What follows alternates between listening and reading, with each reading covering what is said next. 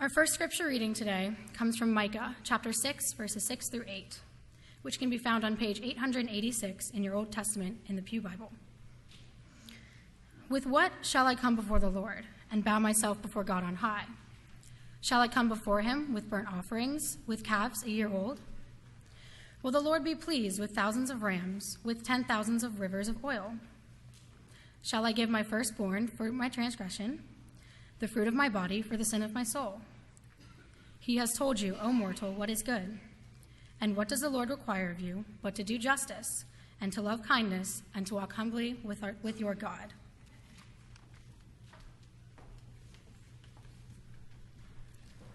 Second scripture reading comes from the book of Exodus, chapter 3, verses 1 through 14. You can find that on page 50 of your Pew Bible.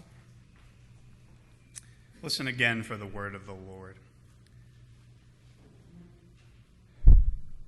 Moses was keeping the flock of his father-in-law Jethro, the priest of Midian. He led his flock beyond the wilderness and came to Horeb, the mountain of God. And there the angel of the Lord appeared to him in a flame of fire out of a bush.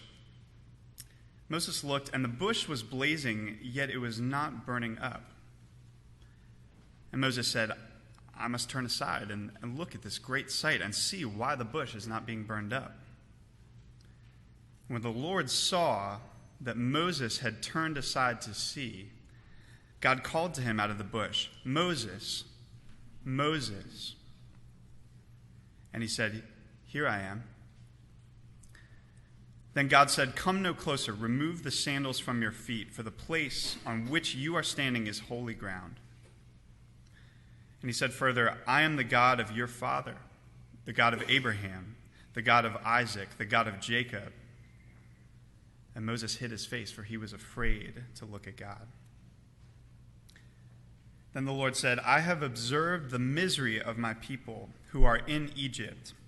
I have heard their cry on account of their taskmasters. Indeed, I know their sufferings, and I have come down to deliver them from the Egyptians, to bring them up to a land that is good and broad, a land flowing with milk and honey, to the country of the Canaanites, the Hittites, the Amorites, the Perizzites, the Hivites, the Jebusites. The cry of the Israelites has now come to me. I have also seen how the Egyptians oppress them. So come, I will send you to Pharaoh to bring my people, the Israelites, out of Egypt. But Moses said to God, Who am I that I should go to Pharaoh and bring the Israelites out of Egypt? God said, I will be with you. And this is the sign for you that it is I who sent you. When you have brought the people out of Egypt, you shall come and worship God on this mountain. But Moses said to God, If I come to the Israelites and say to them, The God of your ancestors has sent me to you, and they ask me, What is his name? What shall I say to them? And God said to Moses, I am who I am. He said further, Thus you shall say to the Israelites, I am has sent you. The word of the Lord. Thanks be to God.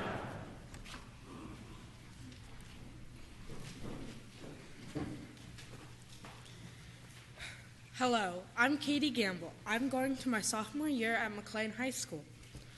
This was my first summer mission project, so I was known as one of the rookies. I was very excited but also scared. I didn't know exactly what to expect. We went to Hartsville, South Carolina to build a house in a week. We worked really hard throughout the whole week, but I know we couldn't have done it without the help of the community of Hartsville and other people. One day, some people of the First Presbyterian Church of Hartsville gave us Gatorade and popsicles, and it felt really good, and it was really nice of them because it was really hot that day. Another day, Mr. and Mrs. Ross, former members of Lewinsville, drove up from Charleston and provided us with so many wonderful treats. It was so nice of them.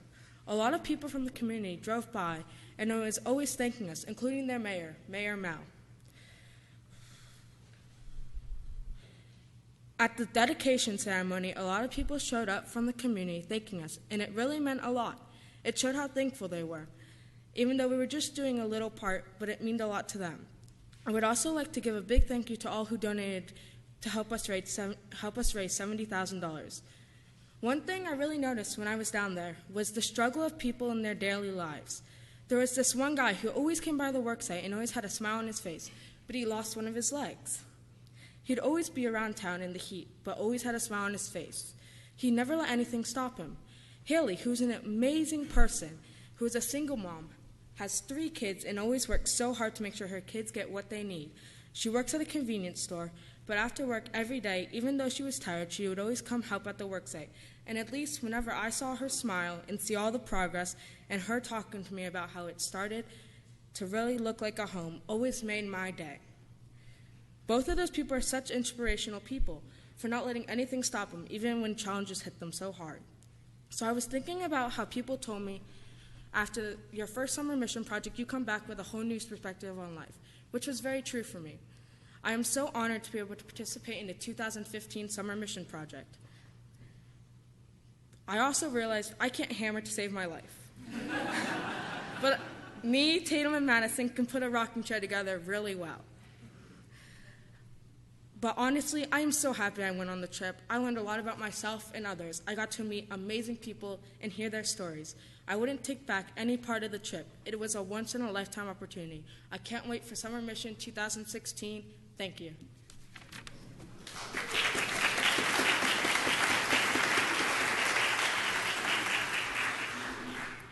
Good morning, everyone. My name is Maya Foster. For those of you who don't know me, I am a rising third year at the University of Virginia, and this was my 5th summer mission project. This year, for me, SMP was a much-needed break from the stress and depression of a school year with what seemed like one tragic event after the other. The University of Virginia community saw a series of heartbreaking and trying events, including the unfairly violent arrest of an African-American student, a controversial article about a vicious sexual assault, a number of suicides, including one in the past 2 weeks, and the devastating murder of a girl my own age. And the student body dealt with all of this while trying to keep up with our grades, involvement in organizations, and relationships with other people. There is no doubt that these events were horrific. However, they spurred critical discussions. People who had never noticed or empathized with those who suffered due to institutional racism, the threat of sexual assault, or mental health issues suddenly were forced to understand. Those who had realized that they had to act. Active bystander programs, panels on race issues, and mental health awareness programs grew. People learned more than ever to love their neighbors on UVA grounds, and a sense of community grew. This year, I realized that I had been ignoring some of the most important cries for help in the community. I was distracted by my own daily concerns. I found that it is easy to separate ourselves from the pain of others as we go about our daily lives. But just because we aren't directly affected by others' pain doesn't give us the right to ignore it. Jesus said that one of the greatest commandments is to love thy neighbor as thyself. When one man suffers injustice, it affects the whole. We must learn not only to love thy neighbors as ourselves, but to follow through and treat our neighbors as we would hope they would treat us, especially in times of misfortune and injustice. The Summer Mission Project is just one of many opportunities we have to go out and actively love our neighbor. Each of us on the trip are blessed with a house that we can call home. One of our neighbors in Hartsville, South Carolina, Haley Jefferson, was raising 3 children by herself without a permanent home. God had charged us with giving her the blessings we have received ourselves. We shared God's love through our work in Hartsville, and at the dedication ceremony, not only was Haley in tears at the sight of her new home, but every SMP member was humbled and incredibly grateful to God that we had been given the opportunity to help her. This is why we go on SMP. Not to do something that we think will make us good people, but to share the love of God with a neighbor in need and to gain perspective in the process. But service to our neighbors does not need to mean going on a mission trip hundreds of miles away. One night during devotions this past week, during a discussion about changing perspectives, We talked about walking in the shoes of another person. We each chose someone we had interacted with during the week and thought critically about what it would be like to be walking in their shoes. After the events of this year and this incredible week, I am challenging myself to walk in the shoes of people that perhaps I have not given much thought to before, in the hopes that I may learn how to best share God's love with them. Whether this is in the form of becoming an active bystander, to sending flowers to someone going through a tough time, God's work will be done. I know that I may just be 20 years old and have plenty to learn about faith and good work, but I want to challenge you today to search for new perspectives, to walk in the shoes of others, and through your actions spread God's love. We are all connected in humanity, and we have neighbors around the world who need a helping hand. After each tragedy that occurred at the University of Virginia, one channel of support affected everyone in the community. The most mysterious secret society, the Seven Society, posted on large banners an excerpt from a poem by Christian poet John Donne. The full poem reads as follows: "No man is an island, entire of itself. Every man is a piece of the continent, a part of the main. If a piece be washed away by the sea, Europe is the less, as well as if a promontory were, as well as if a manor of thy friends or of thine own were. Any man's death diminishes me, because I am involved in mankind, and therefore never send to know for whom the bell tolls. It tolls for thee." Friends, we are all connected in our humanity. Our community of faith is connected in our love of God. Let us see past the struggles of our daily lives to carry out our mission on this earth, to spread God's love to neighbors of all kinds. Thank you.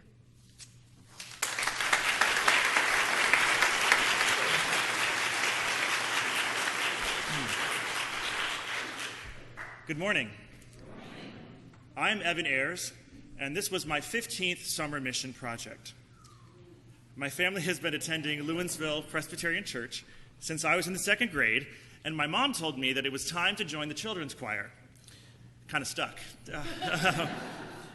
I was confirmed here in high school, and after a few years away, I'm thrilled to be back singing with the chancel choir. I will be 32 years old this fall, and I've begun to notice a few things as time has gone by. Many of my friends are on their second child. Sadly, some are even getting divorced. My hair is graying, and I am no longer able to sleep in on Saturday mornings. But there is one thing that has been constant in my life, and that is Summer Mission Project here at Lewinsville. I may have skipped a couple of years, and those times I have truly missed it. I have noticed that I've been looking back more often than I used to. Back in 1999, it was the summer after my sophomore year at Langley High School. I had endless energy, hair that was way too long for my own good, and my best friends were the ones from youth group. On that trip, I was so eager to get to work. I wanted to impress all of the adults and the college kids. I was happy to get on the roof and put my years of climbing trees to good use. I'm sure that I did other tasks that year, but roofing was the highlight for me. Socially, my two best friends from youth group were on the trip, and we were kind of a hot mess. I feel sorry for Amy Yerkowitz and the late and great Sharon Erskine for having David Meller, Justin Fortier, and me in the back seat of the SUV driving down to Easton, Maryland. We were loud, obnoxious, and extremely inappropriate, I'm sure. Yet, I soon discovered one of the wonderful things about Lewinsville and about the Summer Mission Project. Here, you can be whoever and whatever you want to be, no questions asked. At a time in my life when I was going through some very difficult struggles, Lewinsville, SMP, and God were some of the only constants in my life to which I could cling. Can I get some tissues? Is that a thing? I'm good for now. Let's keep going, but if, we'll see. Oh, good. They're right here. I knew I could work that in somehow. Okay. Now, in 2015, I'm all grown up, allegedly. And and about to start my 10th year of teaching at Fairfax County Public Schools, currently directing the choirs at Chantilly High School. During this past week, I was lucky enough to work with some fine young people involved in the youth group here at LPC. Most of my week was spent nailing in soffit, which, if you don't know, is like the ceiling of the vinyl siding that goes on the underside of the overhang of the roof, if that makes any sense. It's a very repetitive task, which I was happy to do, mainly because I was told it was a special project. So, so clearly I had to do it. Even though I was doing the same thing over and over again, I found my rhythm, I had a plethora of ladder holders, and I was able to see the progress of my work right away. Forrest and Katie both said to me, "You're not tired of doing soffitting yet?" But wanting to finish the job, I pushed through to the end. I wanted to do my best to make this home livable for its new homeowner, Haley, and her family. I find myself looking back at it all, the 15 years I've spent with some of God's most wonderful people that He's created. What brings me back? What is it that drives me to want to spend a week sleeping on the floor in ridiculous heat, like 100 degrees, not heat index, but like degrees, and working long hours? Is it because I'm doing the Lord's work? Is it doing my part, sharing my skills and talents that I've been blessed with? Is it the relationships with these fantastic people? And the answer is yes, all of the above. And as a teacher in Fairfax County Public Schools, I know a lot about standardized testing. I am drawn to do this work. I feel the Spirit of God is moving in me to help others. And these people, they're my family. It feels like just yesterday that I was that young teenager, so eager to please and impress the older members of the Summer Mission Project group. I hope that now I can have a positive impact on some of these young people, some of whom were not even born when I went on my first trip. This, I believe, that by leading by example, encouraging them to do what is right, and passing on the knowledge that was given to me by so many others that came before me, I can help make this Summer Mission Project as wonderful for them as it is, as it was, and it will always be for me. Thank you.